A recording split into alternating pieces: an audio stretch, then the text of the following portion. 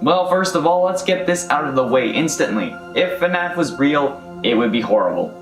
Just straight up. 5 kids would have gone missing in one of their locations and the company probably would have closed down. But let's assume that people would still end up going, whether it's because they didn't believe the lies or thought that the government made it up, or because it's their choice, or because they were a YouTuber who wants views. Why are you looking at me like that? Well, assuming that people still went to the restaurant because perhaps maybe they vanished around the area instead of inside the place, what would it be like to live in a real Five Nights at Freddy's? For a kid, it would be pretty awful, but you also wouldn't know it. The world would be dangerous and anyone could be William Afton's next victim, but you wouldn't know that there was a serial killer on the loose with murderous animatronics able to disguise themselves and hide in plain sight that are willing to kill at any moment. But I mean, like, to be fair, that's also like real life, minus the animatronics. For adults, if you have kids, you may be worried. I mean, any parent is always worried about their kids, but if there was a group of kids who went missing in your area, I'm sure that there would at least be a small amount of paranoia. And honestly, it would be reasonable. I mean, I grew up in a house where my father was always worried. So much so that my sister couldn't walk up to her friend's house up the street without him watching to make sure she was okay. And while that would probably be extreme for most parents, if there was a very real threat of kidnapping, I'm sure that there would be a lot of curfews. For the sake of this entire thing, we also have to assume that the police didn't investigate the interiors of the animatronics themselves, despite them smelling like death and leaking body fluids, including blood. Since that's something literally anyone with common sense would check when investigating the disappearance of children and then learning that animatronics are leaking blood and smelling like a dead body. But what of the technology that we see in these games? Would animatronics that can alter their appearance be realistic? No. Of course not. The spring-locked suits, the illusion discs, the twisted animatronics, and the like are all extremely improbable considering the actual technology of not only our time, but the 80s when this would have normally taken place. At least, if we have a rough idea of the timeline, which honestly at this point, we could be totally wrong about the timeline. The technology in the games is so highly advanced that we have absolutely no idea what else they could have access to. They could have smartphones in the 80s for crying out loud.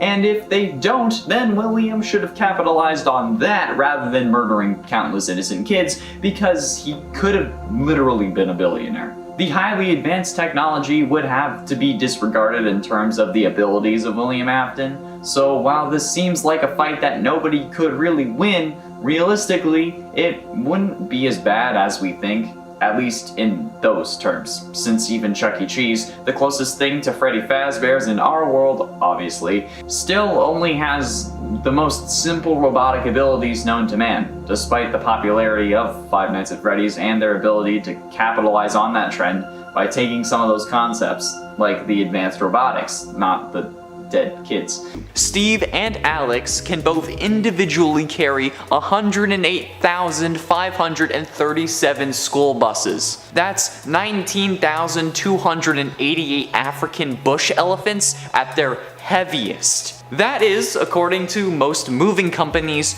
16,543 houses at their heaviest, not including mansions or apartment buildings. That's insane! That is bonkers, absolutely bananas! That's also including Alex, whose character model has skinny arms, just like me. There would be no need for gyms, and it wouldn't matter that my arms are the size of ramen noodle packets because I would still be able to lift that. The only question is, when are we able to lift that?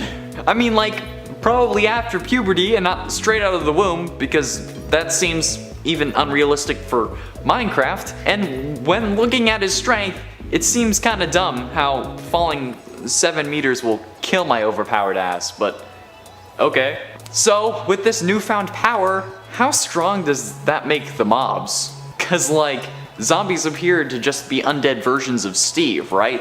I mean, they wear the same shirt, pants, and shoes, so maybe a zombie would in theory be as strong as us, if not slightly weaker due to decay, because, you know, they're undead. Same thing goes for the drowned, because they're just underwater zombies, as evidenced by their ability to be created by literally drowning a zombie. And while Endermen can only carry one block at a time from a specific set of blocks, they also have double our health. Creepers would just be like a walking bomb, just like they are in game, and skeletons could just one-shot any of us if we wander too far away from the streetlights. Hell, even if we're under streetlights and there's a forest right beside us. But all this doesn't even compare to the Nether, with monsters who can shoot fireballs that will either catch us on fire or just explode, mobs that attack us unless we're wearing gold, and skeletons that if they touched you, they slowly drain your life away. That's absolutely terrifying, okay? That's horrific. Not to mention skeletons riding on giant spiders, baby zombies riding on chickens, and how horrific would these bastards look in real life. That's horrifying to think about, especially the spiders, because again, we all know how I feel about spiders. I hate them. These things must be strong as hell too, for our overpowered One Punch Man fists to do only half a heart of damage every time. That would make me unable to sleep at night. I guess there's monsters nearby. Oh, and I'm not even gonna touch on the Wither, okay? Cause like anyone who would summon that deserves the pain that the Wither would cause them, but it would also most likely wipe out our society. Oh, and the worst of all things, the inability to take a nap during the day. How am I supposed to function if I can't nap when I get home from work? Or nap at work? I mean, I didn't say that. There we have it, friends, the answer to the question, what if Minecraft was real? Honestly, I wouldn't mind having super strength, but I don't want to deal with giant spiders. Creepers, I'd be happy to deal with. Spiders, not gonna happen. What about you? Would you enjoy life if it were like Minecraft? And what other games should we ask this about? Be sure you let me know down below. Speaking of which, I'm going to respond to some comments from previous videos. Dylan Hamilton said, does your person username ending in 03 mean you were born in 2003? No, it doesn't. It's just there because the Cheese King was taken by a pretender to the throne. I was born in 1999. 2003 would actually make me younger than my sister, which is weird to think about. JJ Robinson said, hey Connor, are you Amanda's brother? No, I'm not. If anything, okay, she would be my sister. Alright, let's clear that up right now. And like, why is it that if people see two gingers and think that they're related? Like, I'm not even that ginger, and it certainly doesn't show up on the camera. Like, I'm looking at it right now. I don't look ginger on camera. And like, what? Someone even responded to this saying that we look like twins. Pasty Irish people don't have to be related, okay? I think she's Irish, I don't know. Because we're not related. Jonathan Parker said, great Skyrim reference. Yes! Someone understood it. I'm so glad that someone caught that.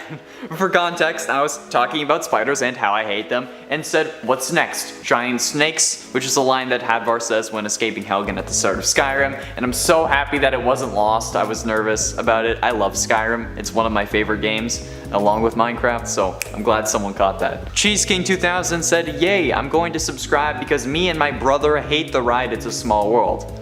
Ha. Another pretender to the throne, I see.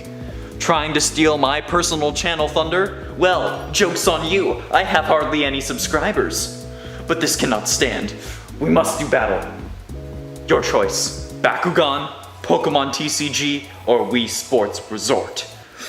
Bring it on, pretender. That's all the time I have for comments today. Thank you all so much for watching. I have been and shall remain Connor Monroe, the one true Cheese King. And I'll see you in another video.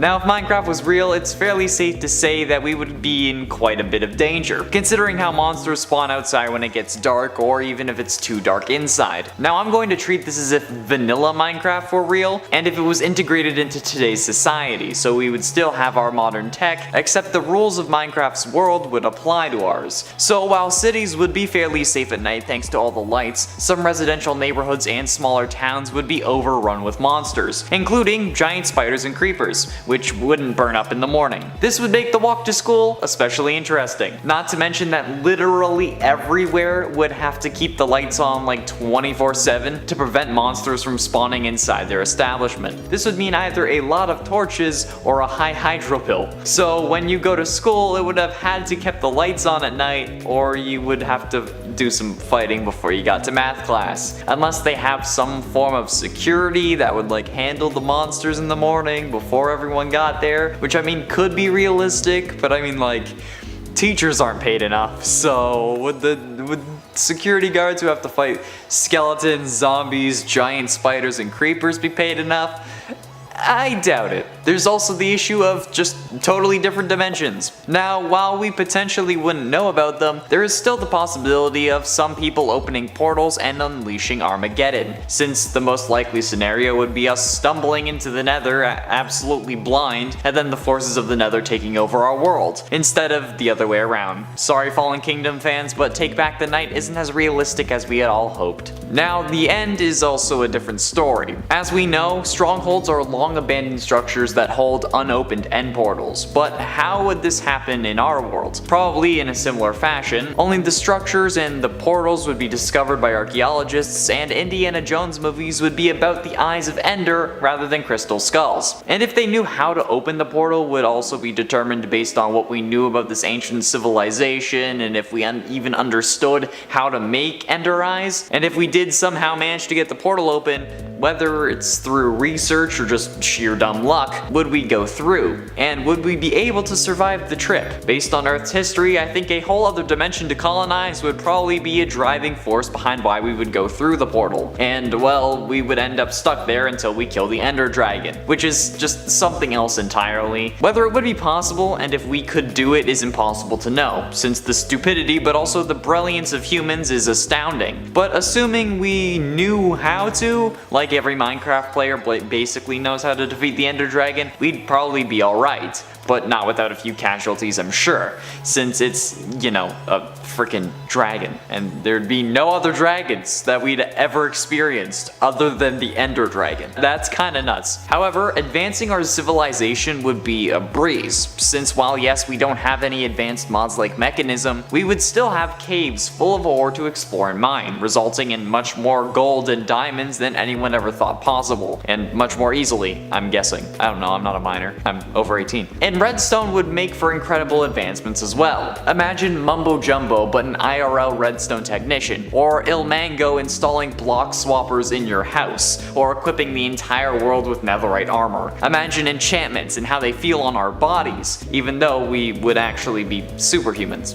Yeah, you heard me right. If Minecraft was real, we would be superhumans. And that's no joke. The heaviest block in Minecraft is a gold block, since a 1 meter by 1 meter block of gold would weigh 19,300 kilograms, which is 42,549 pounds. And that's just one block. Multiply that by the 36 stacks Steve can carry, and Steve can easily hold 98,033,395.5 pounds, not including wearing any gold armor, which would only increase that weight. But even with a full inventory of gold blocks, Steve can still run at full speed, jump up 1 meter into the air, and do everything he could normally do, which is absolutely insane. And that's not even the max that he can carry, okay? That's before factoring in shulker boxes, which can be found in the end, and while they would be hella expensive, we could, in theory, carry 36 shulker boxes full of gold blocks, resulting in the insane weight of 1,200,614,400 kilograms, or for the 3 countries in the world that still use the imperial system, 2,646,901,666 pounds. That's insane. I mean, like, that number doesn't really mean much, so let me put it into terms that we can all relate to. It'd make the walk to work a little bit more interesting, I'll tell you that. Another thing we should mention is that besides villains taking over the world and trying to battle it out with Sonic, there would be the introduction of the Chaos Emeralds as well, which are essentially the Infinity Stones of the Sonic universe. They hold great power and when all together can yield unimaginable power, the likes humans have never seen before. Especially if these Chaos Emeralds are scattered throughout the earth, it would begin an all new race to find them, making gold and diamonds a thing of the past. In the world of cell phone videos and 24/7 media that we live in, these emeralds would not be able to remain a secret for very long.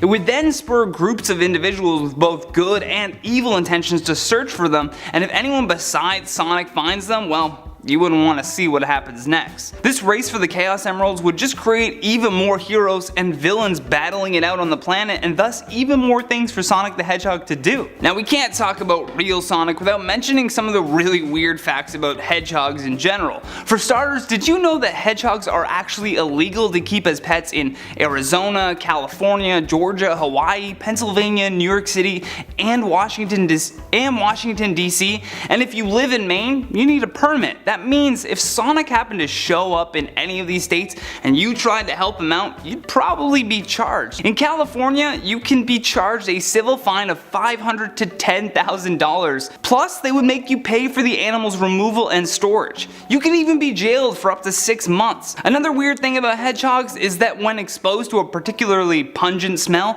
they will do something called self-anointing, where they rub their frothy saliva all over their quills.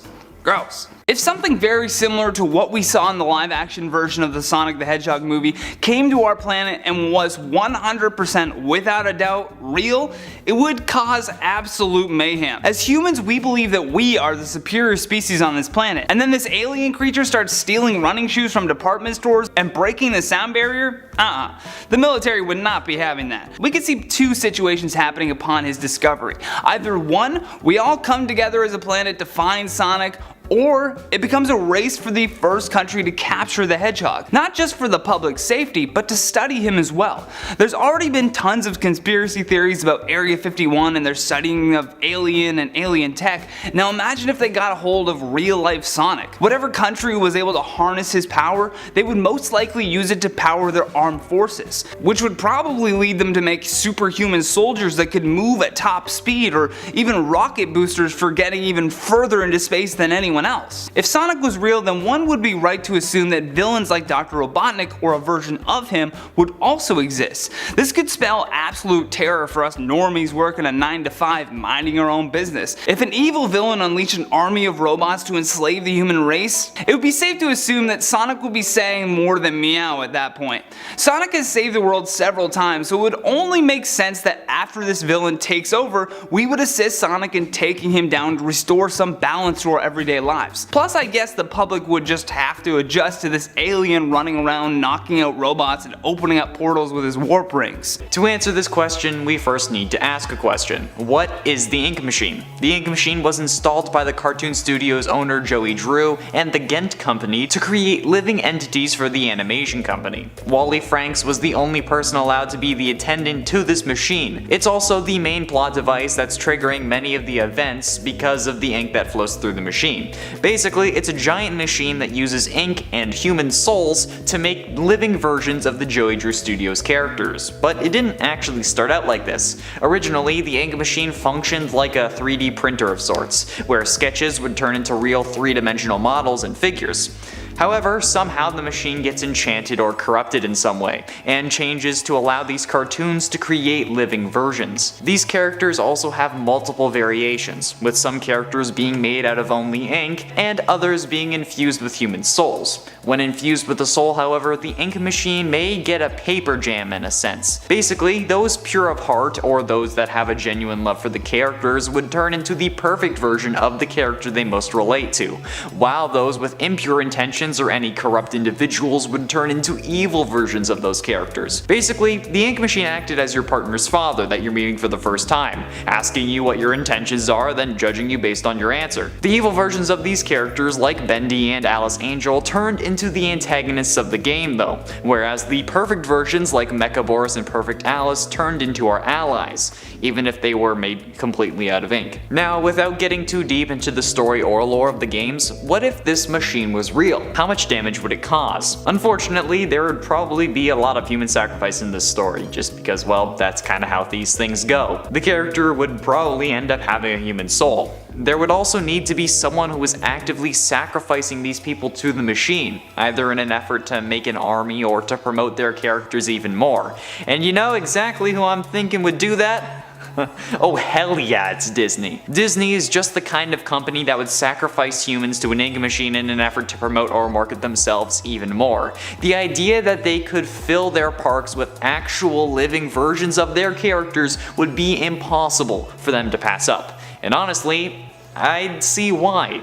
Being the first place to have real versions of cartoon characters so many people grew up with would solidify their growing monopoly, and would in essence make them the world's biggest superpower more than they already are. Nobody would be talking about Jeff Bezos and his frickin' Dr. Evil style rocket, or the guy that paid $28 million to be on said rocket and then called in saying that he was busy that day. Like, nobody would care. We would be in awe of Disney and their real characters. As a kid, we think the characters we meet when we go to the parks are the real ones, but as we grow older, we grow out of that illusion.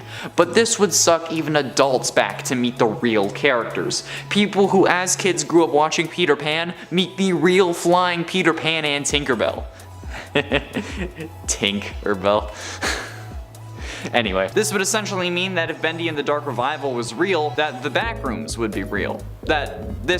They would just be presented in different forms. And this time, the backrooms would be the cycle. The backrooms, for those of you who don't know, is a creepypasta story, I'm pretty sure, meant to describe a sort of developer area of sorts, where discarded and broken test items and levels were placed before they released the real-life simulation that we're all playing, you know? Or at least that's the best way to describe it, although I don't actually think that's exactly what it is. I don't know if the simulation is canon in the backroom story. You can only access this place by no-clipping through the world, or as one company proves, opening the right portal. However, the no-clipping could easily be replaced with being submerged in ink. Or maybe the ink could be like an area that you no-clip through. Like a puddle of ink on the ground would just be intangible, causing you to fall through it into the cycle. Which, in this scenario, I think would be the best way to combine the two worlds, since realistically, I don't think anything else would cause this to be enough of an issue that this video would be justified. So yeah, we're gonna have to roll with that. So there's your explanation for that, alright? Stepping into a puddle of ink, that's how we link the worlds. If it's big enough, at least, it would cause you to fall into the cycle, but from there, what would happen? I mean, there are many possibilities. You could get killed by searchers, the Butcher Gang, the Ink Demon, you could team up with Alice, maybe Wilson won't be so goddamn creepy since you're not related to Joey, or maybe you'd also turn into a searcher. Or I guess not also, but maybe instead you'd turn into a searcher. I mean, Alice even tells Audrey that she's lucky she didn't get turned into one. And maybe the ink puddles themselves, or falling into them, would be like being put through the ink machine, since you'd have to have an ink form to be in the cycle. So this could result in you becoming a mindless beast who only wants to kill. Plus, nobody would know what happens to these people. I mean, if someone watched you fall into a puddle of ink, I think that they would either like step onto it themselves going what the hell and then fall in, or just run away, because that's probably what I would do. But would anyone believe that they saw someone fall into a puddle of ink? No, it would turn into the freaking UFO abductions of this new version of Earth, okay? But instead of being abducted themselves, it would be people saying that they saw someone fall into ink. No one was gonna believe that, man, okay? Eventually, someone fanatical enough would probably form the SpaceX of investigating the ink, and maybe something would come of it, but then Twitter would also turn into a dumpster fire like it is right now, so we can't really be sure if they would succeed. I mean, getting any information involving the cycle would require you to be able to come back from the cycle. But given that Wilson takes us into the ink and then says he's affected their lives for almost a year, maybe it is possible. But then again, he also told Audrey that it was time they both died. So I'm not really sure about what's going on there. I don't know if that's him like coming out of the cycle and turning it back on to go back, or if that's just him being a tool. I can't really know. So if the Elon Musk of InkX was able to find Wilson, maybe he could learn more about the cycle without having to go there. But even with like a video of people traveling into the ink, nobody would believe that it's true until they actually witnessed it in person. Even now, when you see Backrooms videos, okay, we say they're fictional, that they're just a creepypasta and an ongoing narrative on YouTube. But if that wasn't the case, none of us would know. So for the world to truly know about the dangers of the ink, or for Elon to actually get investors in InkX, he would have to show them a live demonstration. The various cans of soup that you can find in Dark Revival that restore health could be from these demonstrations for investors, to prove that anything that does touch this ink goes somewhere else. You know, you just like pour a puddle of ink on the table and you drop the can and it just falls through, and then it's not below the table and everyone freaks out. Yeah, that's kind of what I'm thinking here. But that still doesn't solve how anyone could actually come back. So there you go, alright? If Bendy and the Dark Revival was real, we would have some missing people. Some people would be treated as loons, claiming that they saw people fall into ink, and one eccentric 1%er trying to show the world that those ravings are true and not actually loons would just absolutely terrorize the world. And then, once the government found out about this, they would definitely start using it to their advantage, okay? We would have like a war using ink-based weaponry, where they would cover an area with ink so that anyone who was there wouldn't be dead, but they also wouldn't be a problem. It would also probably make for interesting home security systems, or even keeping a vial of ink on your nightstand could be a form of self-defense. Although at that point, you'd really want to avoid cheating on your significant other, getting on their bad side if they're crazy like that. I feel like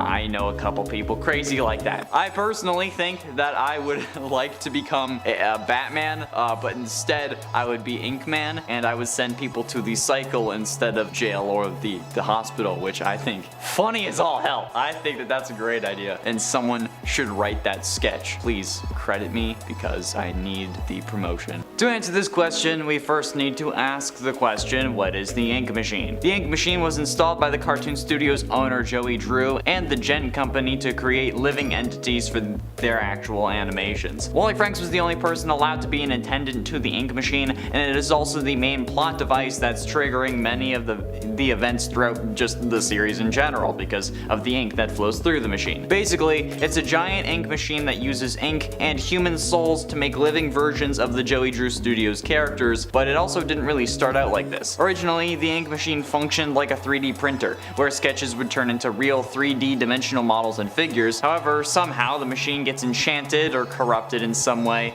and it changes to allow all these cartoons to create living versions. The characters also have multiple variations, with some characters being made out of only ink and others being infused with human souls. When infused with the soul, however, the ink machine may get a paper jam in a sense. Basically, those pure of heart or those who have a genuine love for the character would turn into perfect versions of the character they most relate to, while those with impure intentions or any corrupt individuals or those who just want to be famous, for instance, would just turn into evil versions of those characters. Basically, the ink machine acted as your partner's father that you're meeting for the first time, asking you what your intentions are and then judging you based on your response, but also the response that you don't say, the one that you think. The evil versions of characters like Bendy and Alice Angel turn into the antagonists of the games, whereas the perfect versions like Mecha Boris and Perfect Alice turn into our allies, even if they are sometimes made completely of ink. If this machine was real, how much damage would it do?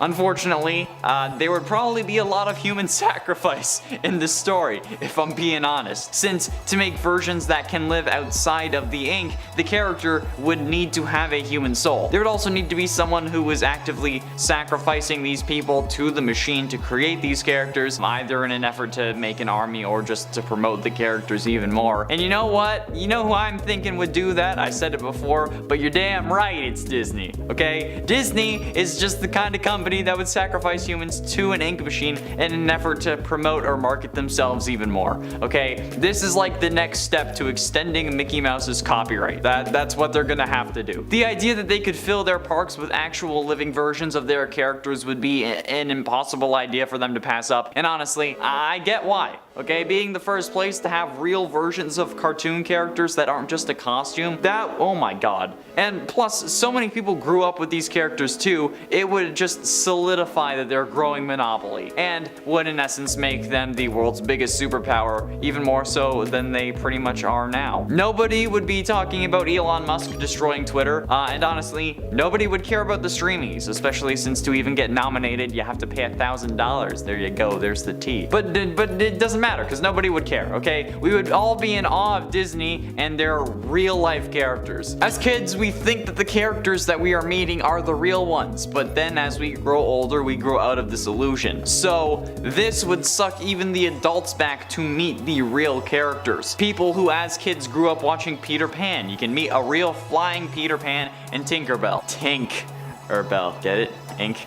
Anyway, the ability to create these characters in real life is something that Disney wouldn't pass up, okay? Not for a minute. The question is though, how would they get the souls? They could just force the characters who already wear the suits at the parks into the machines. I mean, they don't really care about worker safety anyways, but this could also result in evil versions of the characters, like an evil melting Cinderella, which wouldn't really be good for kids, although I'm pretty sure the dads would be into it. The best bet would probably just be to have some form of job opening where you would apply and then be given a questionnaire to fill out, followed by an interview. And the same would be with any other job, except they're turning you into a cartoon character instead of destroying your dreams. Plus, then they would also have to deal with whoever came out wrong because they lied to get the job, and then, you know, they just take them out back. And that's what Disney would do. But what the Dark Revival reveals is that this doesn't have to just be one person or company. Wilson manages to turn the machine on again, meaning that if Disney had lost control of this machine because they were too busy trying to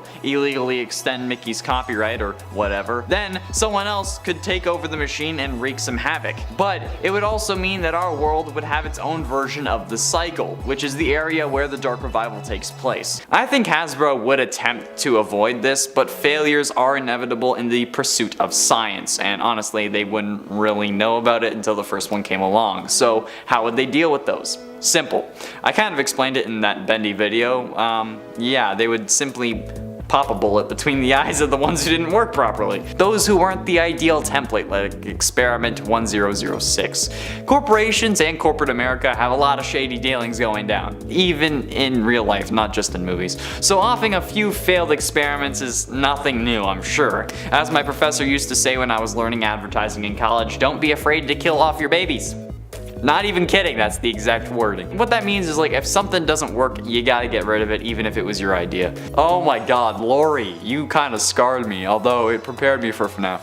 And I'm sure that the same philosophy of killing your babies is followed in the corporate world, although to a more extreme case in this scenario, because some of them might actually be babies. And while the science may be impossible to actually create human toys, I'm sure that if there was the technology, people would be using it.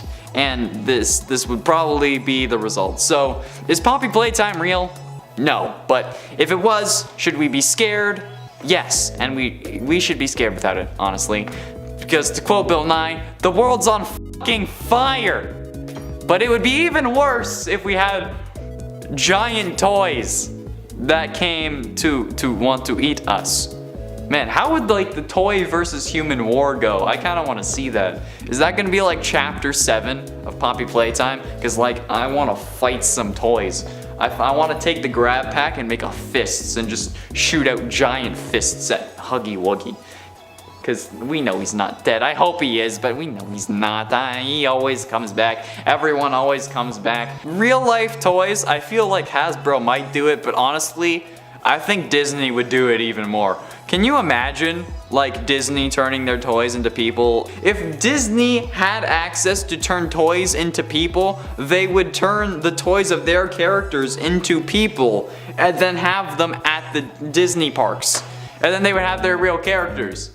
And then they could have even weirder characters than like just like the actual like humanoid characters. They could have like a real Jabba the Hutt. They could have a real Jabba the Hutt just like slithering? Does he slither? Or he's like a slug, right? Like how do slugs count as like slithering? Is that what they do, or do they just slide? I don't know. It's like the immortal snail thing. Is he slithering? I don't think so. He's sliding in that would hurt. Ow. Jesus. Okay, but yeah, no. Disney would absolutely do this.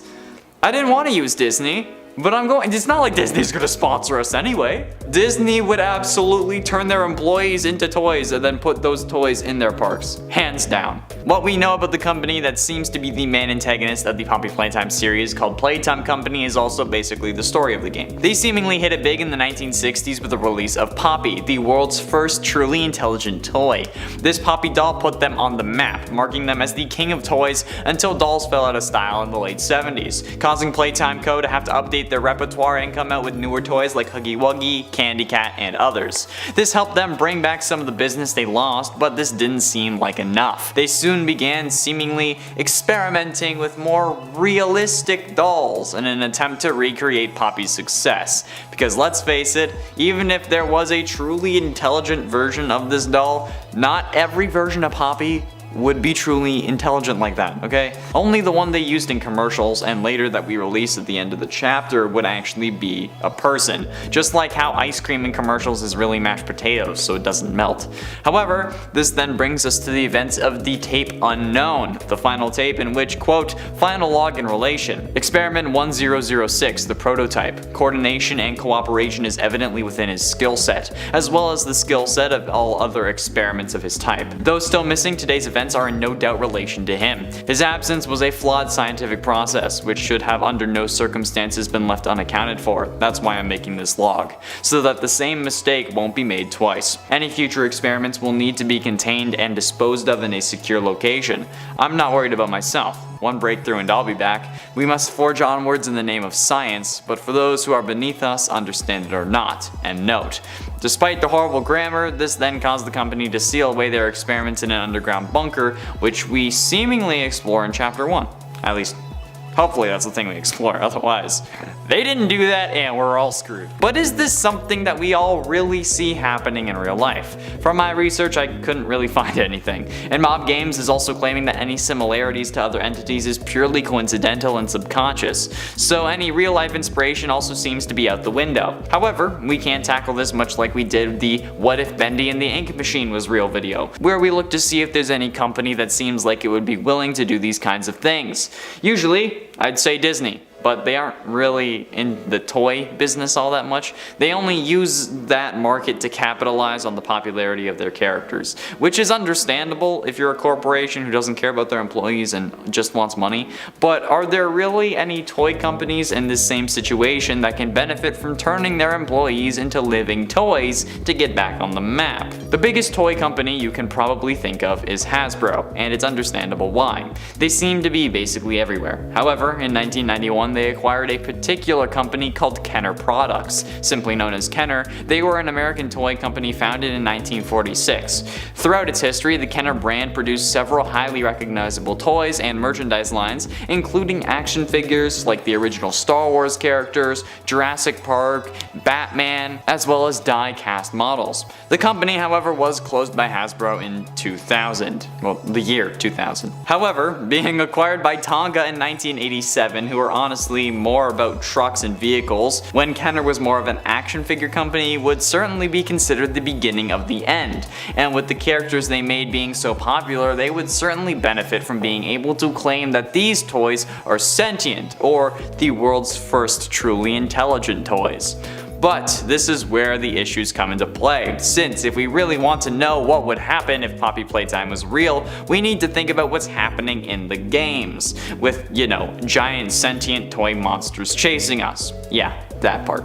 Well, Hasbro is a $5.1 billion company, so I think it's safe to say that they care about making money. Not only that, but with Kenner Products having been shut down, they could easily benefit from a way to get Kenner back on the map. or at least something similar to Kenner. I'm not sure how like reopening a company you shut down works in the US. I honestly, I don't even know how it works in Canada, so the US is an absolute mystery.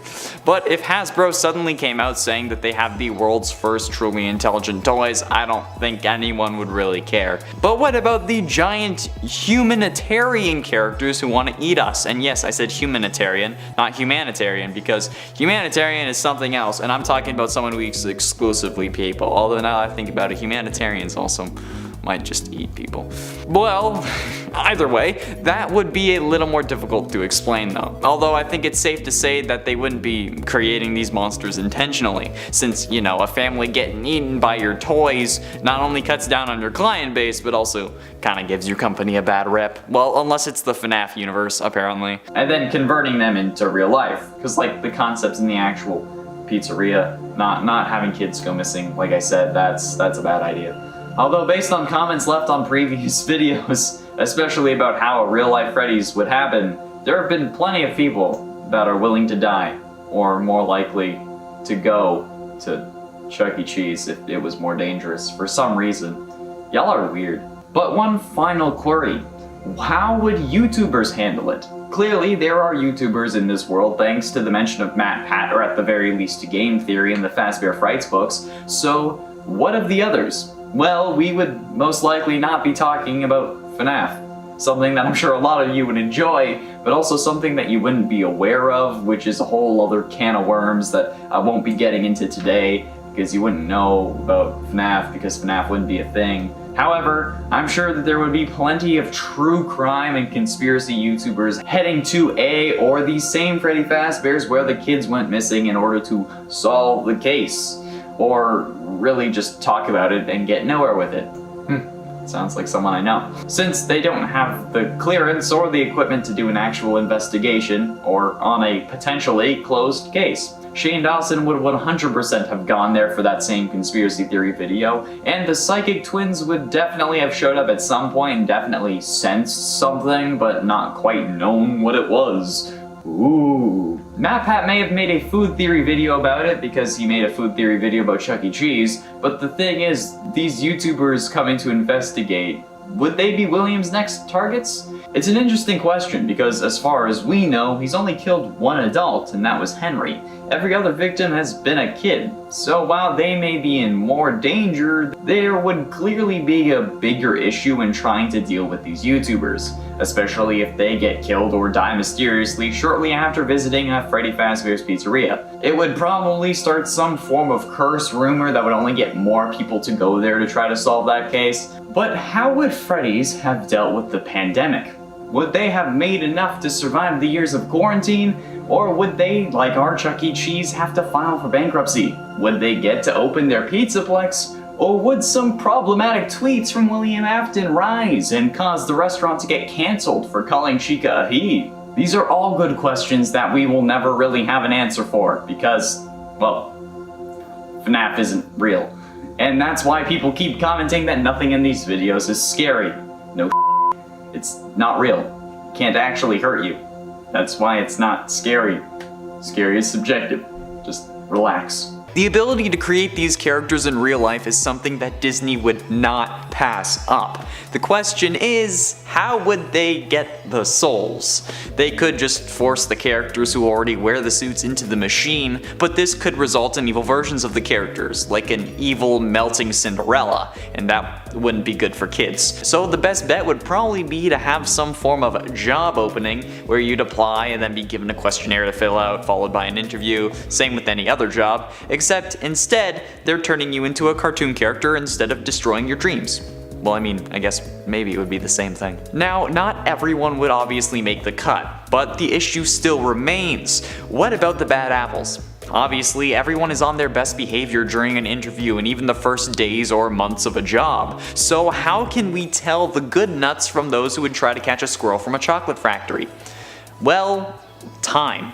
If Disney wanted to minimize their chances of making an evil clone, at least if they knew about it, they would wait to see an employee's true colors before putting them through the machine.